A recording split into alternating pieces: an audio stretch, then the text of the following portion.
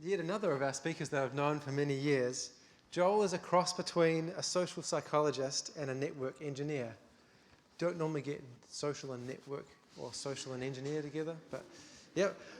He's one of the Wellington ambassadors for CouchSurfing.org, one of the biggest social networking sites on the internet. Tonight, Joel's going to be talking about couchsurfing, putting a bit of trust back into the world. Joel.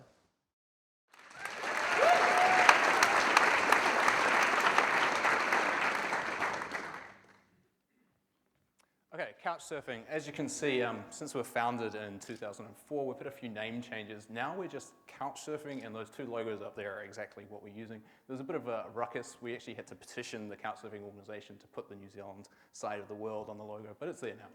It's a little bit like TradeMe, LinkedIn, Facebook, and all these other social networking sites you're probably aware of, in that it's basically a web page that brings like-minded individuals together around a particular topic, and this topic is travel and accommodation.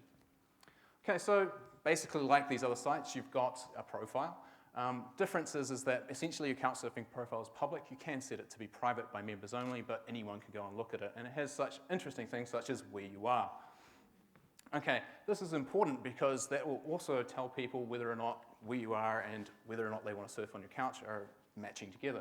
And the couch information is probably the most important section. It tells people whether or not you have a couch and whether or not they can potentially surf with you.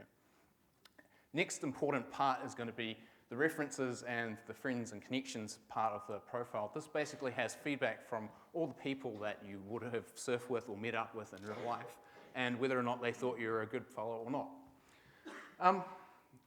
Basically, 4 facets. You've got hosting, which is taking people in and they've sent a request through the system and basically showing them around or giving them somewhere to sleep, or welcoming them into your flat, as we do in our current flat in Wellington quite a bit. The other side is surfing, which is doing the opposite.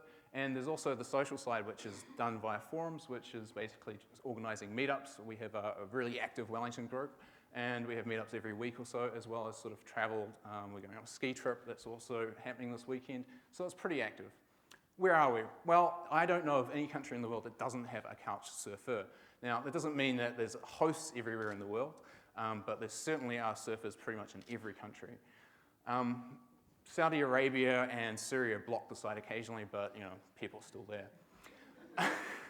Okay, so as you can see, this diagram basically shows you the number of hosts, and as you can see, New Zealand isn't hosting as much as other places. We're traveling though. We're traveling a hell of a lot.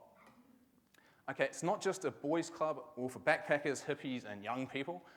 We have family ambassadors. That's what that little purple flag on that person's profile is. And there's a lot of surfers in their 50s and plus. The oldest surfer I've met was in Laos, and she was 73. Is it safe? Well, is a hotel safe? Is a backpacker safe? Do you know anything about the people, the staff, and other guests that you'll meet in these places before you get there? Hell no, you don't. Couchsurfing at least gives you a risk management tool before you get there. Okay, pro tip number 1, read the profiles. If you're going to be surfing with someone, you want to know about them, and they want to know that you've at least taken the time and effort to go through their profile. Such things as email me a week beforehand, essential, pretty useful tips when you're emailing me if you want my couch.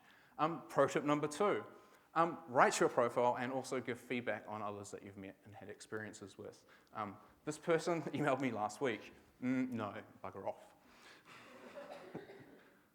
Okay, I've been pretty much everywhere in Southeast Asia with couchsurfing. I lived for a year in Singapore. I hosted quite a bit there. It was a very vibrant community, and I've got a lot of friends all throughout the Southeast Asia region. I've been to India, and I've also been to Sri Lanka, couchsurfing in various places. Okay, it's not a dating site.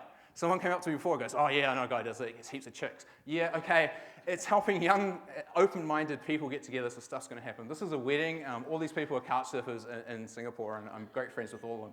It's about cultural exchange, right? Stuff's gonna happen.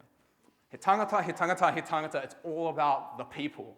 These are all people that I've met and are brilliant friends with over the years. This is India, Vietnam, Singapore, Manila, and it's Wellington.